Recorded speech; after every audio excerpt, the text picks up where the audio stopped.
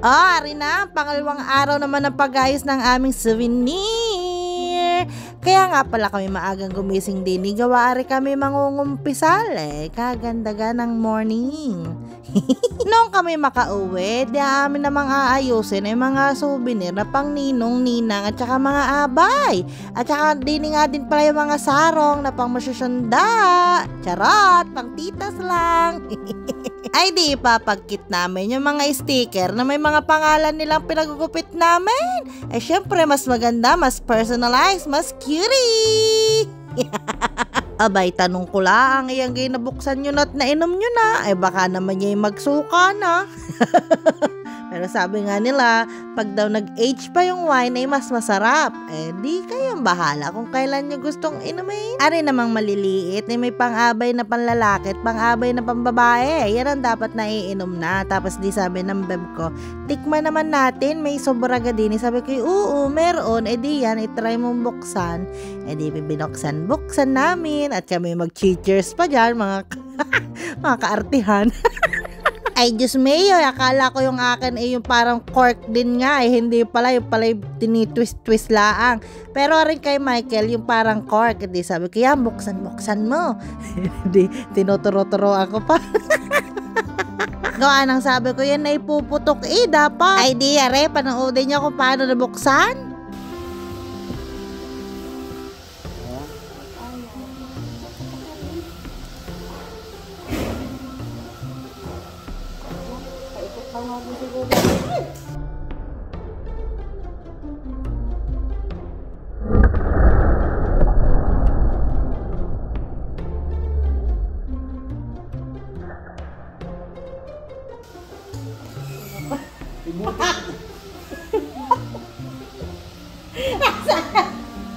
Lumipad. Butit na Jesus.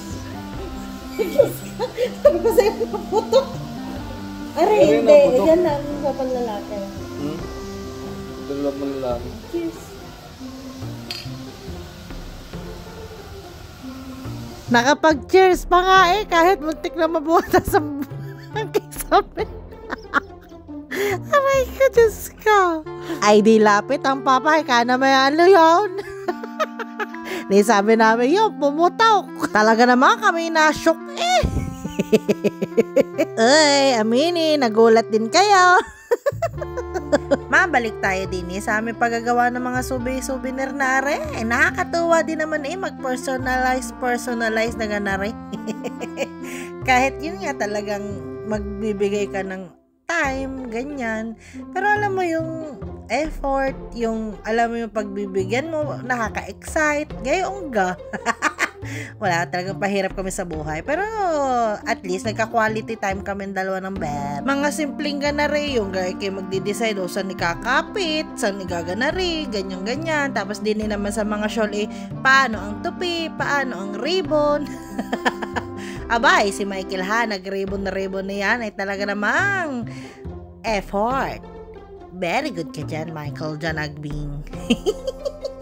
Ako'y taga-tiklop, siya ang taga-ribbon. Hindi kakatuwa. Abay, sana naman lahat ng nagkameron natuwa din.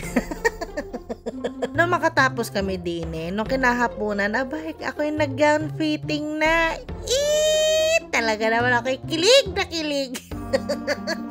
Kasama ko din ang mami, si Michael at saka ang papa. Pero ang mami lang nakakita. Dapat ang mami at papa. Kaso sabi ng papa, sa simbahan na din o kaya dinadamayan lang niya si Michael kasi bawal makita ng beb Aba, ako hindi papayag na makita ng beb. Dapat sa simbahan lang kami magkikita ako naka-gown. Dami maganda sabi. Kay Sir Omar Perez nga pala ako nagpatahi ng gown kasi siya talaga aking dream couture. Perfect! Ang ganda. Kinikilig pa rin talaga ako. After ng gown fitting, kami may mahalagang misyon. At susundo namin si Kim at yun ay surprise! Talaga namang in-stress ko dito ay inam. Ay yung naman ang dating ni Kim ay 6 p.m. Ang aking gown fitting ay 4 p.m. ata, ganon. Di syempre parang nakakalculate ko na 1 hour, ganyan, gown fitting. Edi alas 5 matatapos. Ano oras pa kami makakapunta ng Naiya? Sabi ko, hi! Magpasundo ka na sa iyong papa. Tapos ito yung kahitikan ng sobrang traffic ang papuntang Manila. Ganyan. Pero, syempre, mga haling. Ang dami ko tawa. Ay, literal na kami lumipad pa Maynila. Yung naman, syempre, nakakaawa din naman pag antayin mo si Kim mag-isa. Sakto naman ang ate ay duty. Di, ayaw. Nag-antay nga din naman si Kim. Mga 1 hour. Ay, nakakaawa. Tapos wala daw siya maupan sa loob. Di siya lumabas na at doon siya nakahanap ng upuan. Talaga namang nandidinin na kami sa papasok pagkaka-traffic pa din. Syempre na naman nga, December, madaming uuwi. Di aray kami malapit na. Bay na. Nasa Bay 3 ata siya na rin. Ay, sabi ko, hi, kami nandidinin na. Traffic. Di siya naglakad na palapit sa amin. Di, ang saya-saya ko. Sobrang saya ko. As in, sobrang saya ko nakauwi din si Kim nung kasal ko.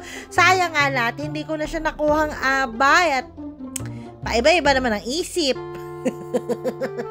Tapos, imbes na akong i-surprise, ang sinurprise niya, yung family niya. O ha, diba? Sana ngay makauwi ulit kaming lahat sa kasal naman ng ate. Di, ari na si Kim Pot. Pasilip-silip, hinahanap kami. Ang nakakatawa pa na ay si Yuso na iuuwi ng kinabukasan. Ay nauna pa si Yang, hindi sure kung siya iuuwi. Sa lahat ng mga pinsa ko umuwi, siya pa ang kauna-unahang nakauwi. Aray, December 19. Di aray na si Kim Pot. Ay talaga naman pagkakasaya. Wala nang ibang sasaya yung magkasama-sama ulit kami. Syempre kami magkakalayo. Kami nga 4 na magpapinsa na talaga naman kala mo laging karambulan ng bata. Tapos ngayon magkakalayo na kami.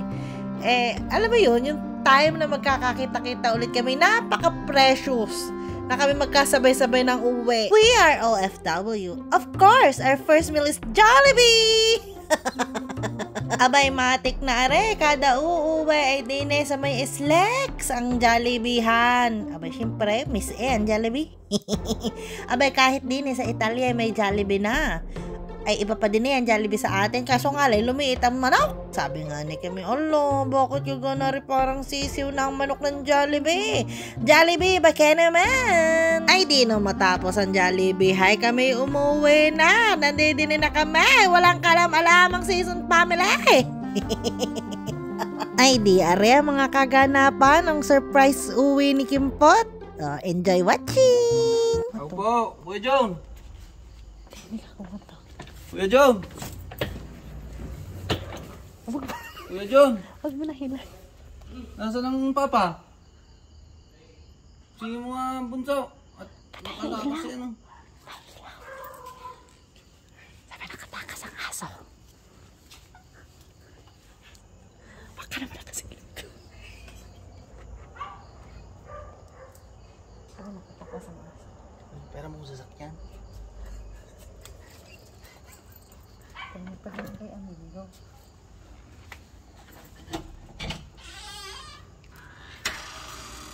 Nasaan ang Kuya John? Bakit daw? Kuya John, tulog ka na ka? Tayo magkape. Magkakape. Pera mo sasakyan. Papatangas. Pabayan lang ako, may bibilhin. Buksan yung pinto. Bukas. Sabi ha? Eh!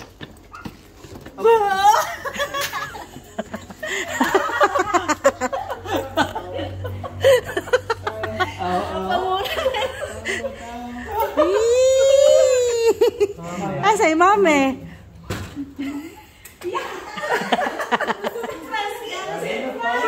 Naman. Kamu lang yan ito.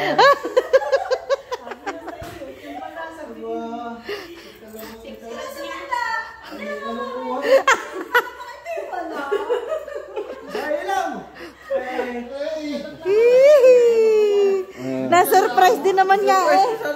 Wala. Sabi natin, mami, umuwi ka ate. Sabi hindi. Sabi ni Bunso. May nakapost sa Instagram na sabi Successful ang pagkaka-surprise. Syempre, kahit gabi na, pupunta pa rin kami sa mga kakandilya. Ang ate Annalyn ay gising. We wish you a Merry Christmas. We wish you a Merry Christmas. Dapat pala kayo na naman.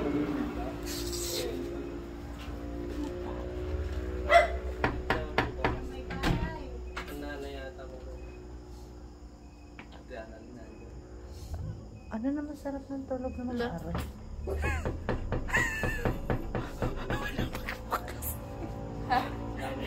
Walang magbukas.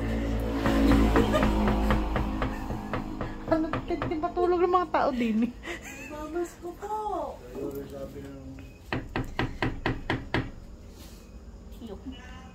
Nay! Mamas ko po. May namamas ko ho!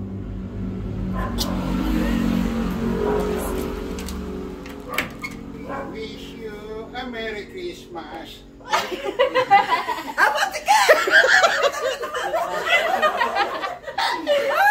Sabi na yun. Hindi ako natin Tinitigan pa ako. Ayaw ko kaya. Ayaw mo pa. Yan, nakatayo nga ang kakampilo. May kinabunggo. Kami, katok na lang, katok eh. Tagal na tagal. Nagkakawas ko. Nasa si Teresa tulog.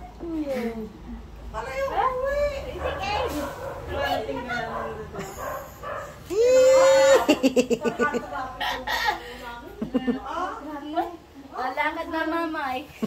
Nalakad naman eh, malayo pa nga nararating. Noong oras ka tayo nakarating doon.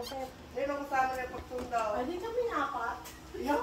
Hindi kami nagpitig. Sadya naman ang mapalayo sa Pilipinas ay napakalaking sakripisyo. Yung malayo ka naman sa mahal mo sa buhay, sa mga kaibigan, mapapunta ka sa bansang malaking pagkakaiba.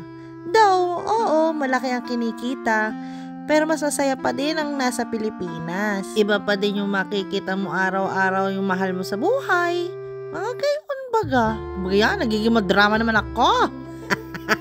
Lahat naman tayo sa patanda, hindi naman tayo sa pabata. Kaya yung mga time na wala kami sa Pilipinas, yung syempre, ay basta ang hirap i-explain. Ay! Baka ako'y mapaiyak pa, wag na. Kaya sa mga kapwa ko abroad, tuwing uuwi, kailangan i-enjoy lahat ang every seconds na tayo nasa Pilipinas dahil napakabilis ng panahon, napakabilis ng oras sa pamilya, sa kaibigan. Magbigay din kayo ng time sa mga kakilala nyong abroad na nauwi. At sa mga kapwa ko abroad, abay laban laang. Dadating din yung time na hindi na tayo malalayo sa ating mga mahal sa buhay. Walang katumbas ang saya ng pagyakap, ng paghalik, pagbago kang uwi. At walang katumbas na sakit naman ang pagyakap at halik din pag ikay aalis. Sabi nga ang airport ang happiest at saka ang saddest place in earth, in the whole wide universe. Ay siya, sige na, at ako'y mapapadrama na. Bye-bye! Bukas ulit!